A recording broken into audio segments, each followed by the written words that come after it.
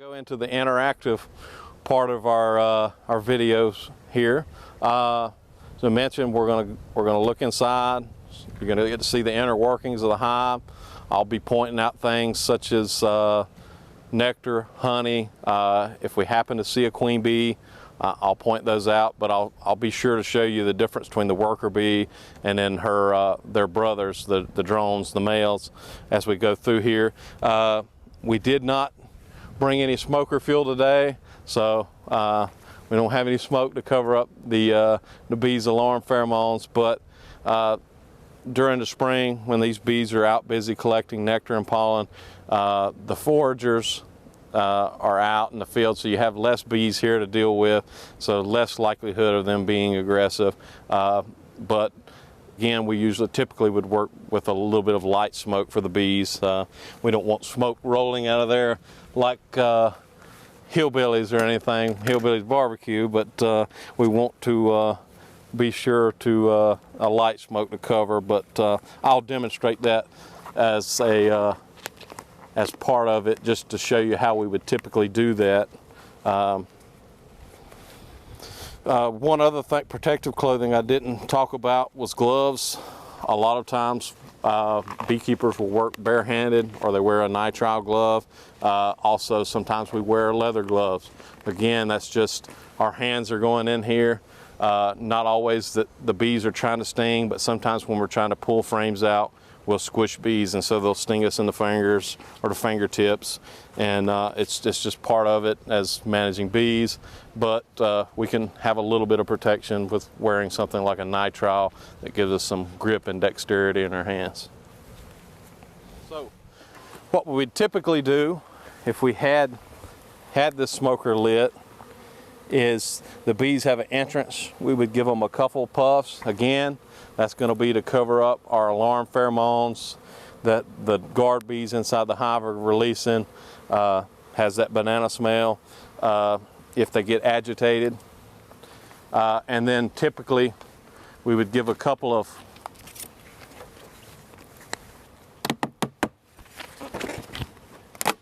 puffs in the top. Again, smoke is calming them, it's causing the bees to consume some resources, and then also covering up those pheromone trails that they would be putting out there. So in a typical beehive layout, this particular style of beehive has been around since 1852. This is what we call the Langstroth style hive. Reverend Langstroth came up with this design 1852. The bee industry had previously raised bees in either bee gums or skeps or some type of non-frame removable type hive. This often required the entire colony of bees to be extinguished so that the beekeeper could remove honey. So in the 1850s, Langstroth came up with this design, and as you can see, it was such a good design and has been slightly modified over the years to accommodate larger frames, that we're still using it today in 2020. And it's the most popular hive style and type in the United States. If we go across the sea into Europe, a lot of those countries do utilize similar hives to this. Some do use the Langstroth design or a modified Langstroth, but there are some other hive types out there. But in the United States, this is the most popular hive that we use.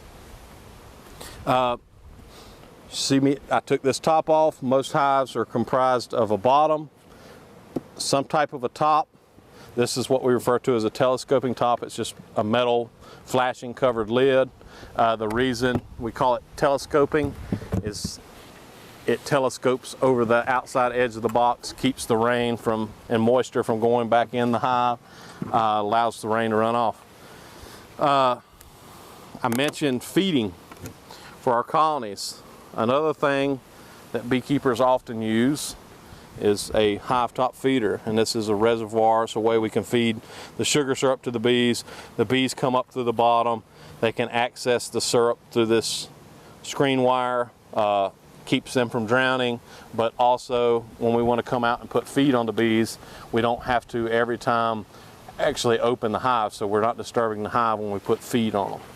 But supplementing with sugar water at certain times of the year, whether it's a lack of nectar coming in or whether it's later in the year and there's less stuff blooming and we need to feed the bees to help them prep for winter, the beekeeper will do that and make that decision.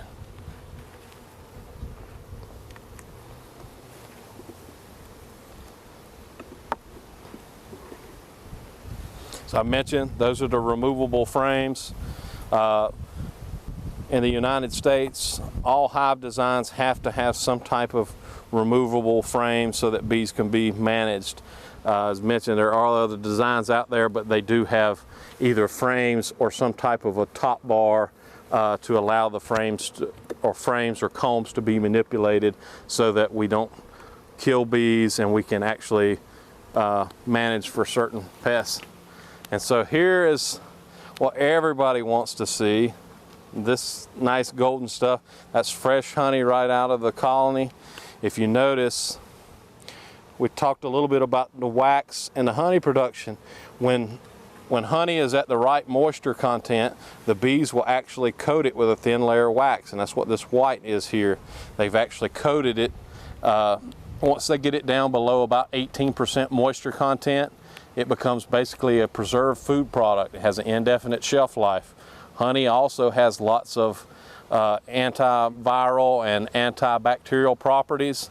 There's a lot of work being done right now with honey and bacteria-resistant strains such as MRSA and staph infections that the hospitals are battling. They're looking at using medicated honey to be able to stop those bacteria from ever growing. So honey's, as opposed to just being a food, it has lots of other uses, and it's really, really a great product.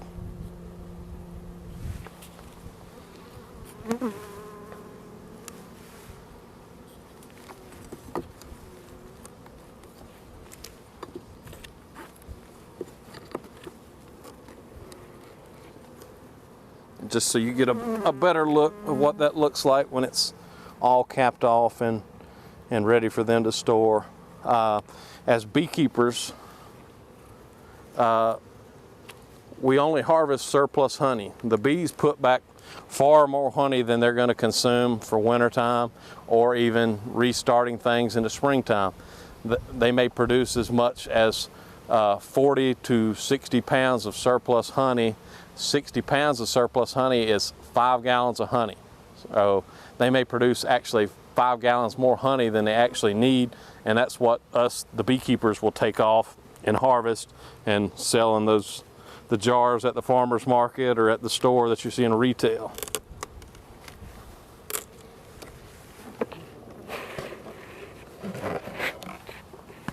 Box like this, we call a deep box. A deep box like this, if it was full of honey, could weigh as much as 100 pounds.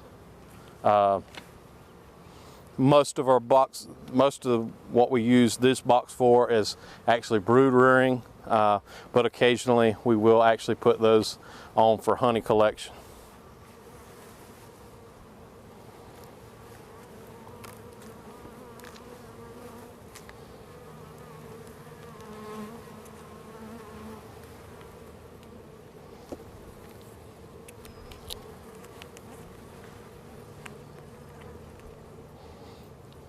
Let's see. And I mentioned all that sticky rosinous material, that bee glue the bees collect, and that's what it looks like. It's basically very sticky, pliable like gum in the summertime. In the wintertime, it's very hard and brittle. It actually also, another product from the bees that can be used for its medicinal properties. Propolis has long been used to treat wounds. It can actually be mixed with alcohol to make up a wound treating tincture. Roman foot soldiers actually used to carry a lump of propolis with them as basically like a medical kit. They could carry that propolis with them if they got wounded or got burned in a battle.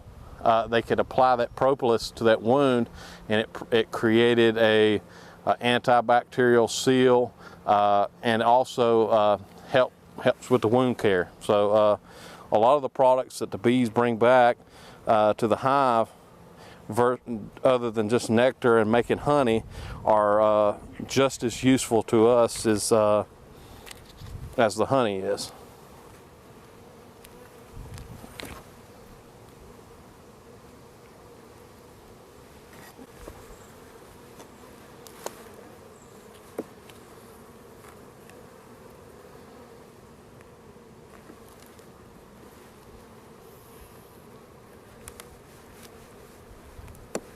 And as you can see, the bee glue is quite sticky and makes the work for the beekeepers a little more difficult. All right, here's a good frame.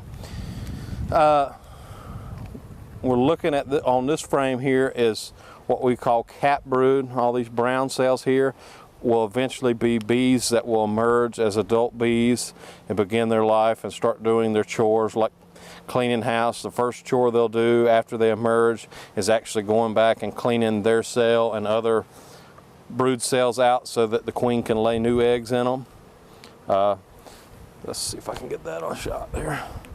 If you look right here, this guy, that's our male or drone honeybee. If you notice, look at his eyes shape. His eye shape is very different than his sisters. They look wrapped around almost like a set of headphones. Come here, big boy. And notice how much larger he is than his sisters. He's real barrel shaped and round. And when we're looking at this frame here, these flat cells, smaller cells, are what's going to hatch into our worker brood. If we look at these little bumpettes or little popcorned out cells, that's the ones that will actually hatch out into the male bees. When a queen bee lays an egg, all worker bee eggs are fertilized. All these male drones here, their eggs are unfertilized. So a drone actually has a grandfather but no father, because all of his DNA makeup comes from the DNA that's inside the queen. So it's an unfertilized egg, or what we would call a haploid egg, versus a diploid, which is a fertilized egg for the females.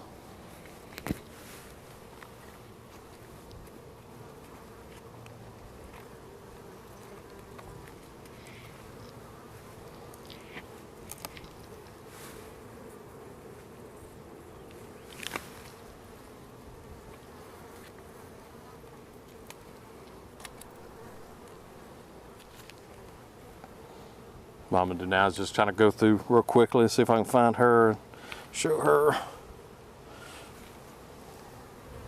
You can see all that pollen down in there. The different colors. Wow. That's really cool. That's different shades.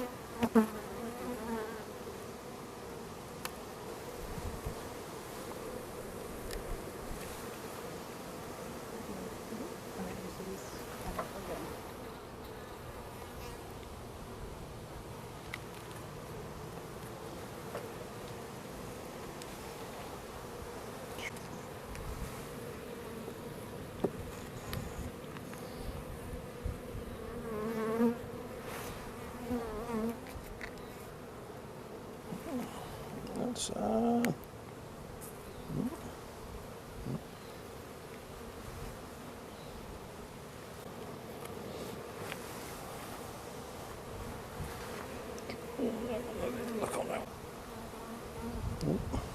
So the nectar flow in Gaston County typically starts. We get a little bit of nectar, not so much stuff that's going to be surplus, but stuff that feed them starting in February. But then in March, we have some stuff start coming in where they can actually, if they've got a big enough population, they can actually start putting some stuff back. But our biggest crop blooms in April, which is the poplar tree or the tulip poplar. Okay.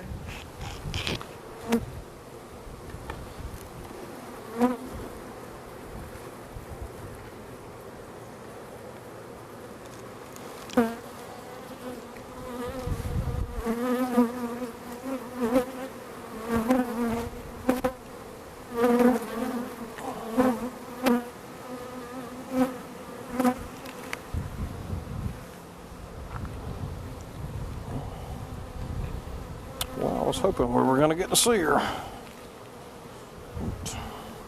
She's playing hide and seek today. As you can tell, they're starting to get a little grumpy.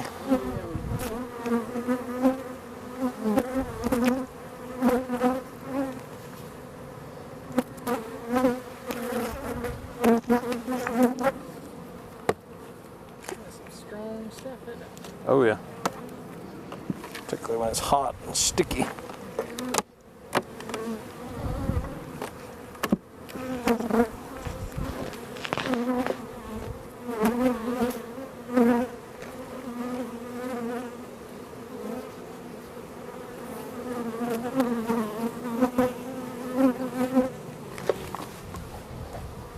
Like you have to be pretty gentle so you don't. Yeah, you try to slide them in, slide them out of the way so you don't just crunch them down. If we had smoke, it worked better because I can smoke them back, Yeah. smoke them back out of the way where they're not in the way of you closing the boxes up. All my smoker fuel was in the back of the truck there last week, so it's all drenched.